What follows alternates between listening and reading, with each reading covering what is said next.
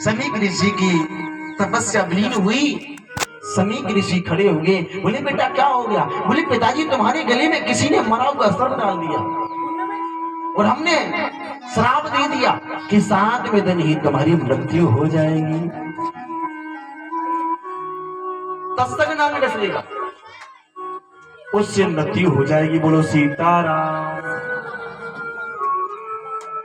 बोले उससे उसकी मृत्यु हो जाएगी। अब महाराज क्या होगा? यहाँ पर महाराज राजा परीक्षित के महल में उथल पुथल मच गई। जैसे मुकुट को उतारा, याद आया, याद हो गया कि हम अनहित करके आ गए।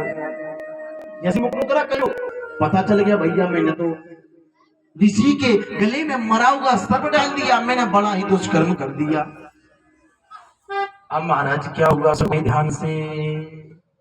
अब महाराज क्या हुआ कि यहाँ पर महाराज भय हो गया कि हम तो दुष्कर्म कर करके आ गए। अब क्या हुआ? यहाँ पर महाराज राजा है कौन? महाराज राजा परीक्षित हैं, और राजा के बिना तो प्रजा अधूरी है, इसलिए प्रजा में महाराज राजा भी होना जरूरी है। बोलो सीताराम। बोली महाराज राजा होना जरूरी है, लेकिन राजा को तो श्राप लग गया।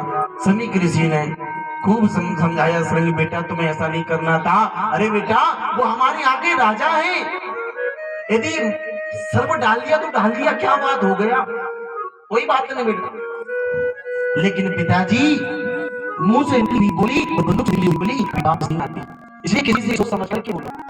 किसी को बात लग जाए, खाना लग जाए, वो जाए तो लौट के आए घर का, पीछे पीछे भागे, अरे भाई साहब लौट गया, भाई साहब लौट गया।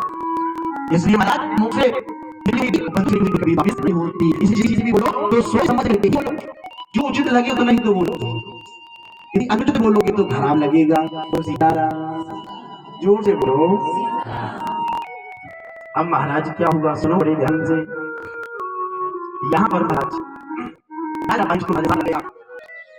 सुनने बताया कि यदि तुम्हें शराब से मुक्ति पानी है तो देवताओं के पास जाओ, देवता अमृत हो जाओ, तुम्हें फिर दस्तक ले तो खुशी होगा।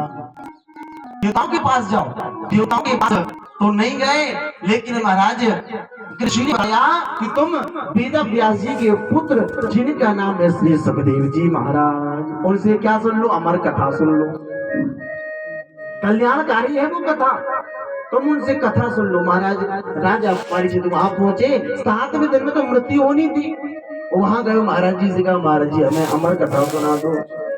यहाँ महाराज बोले ठीक है, इतने में देवता लोग चले आए। देवता बोले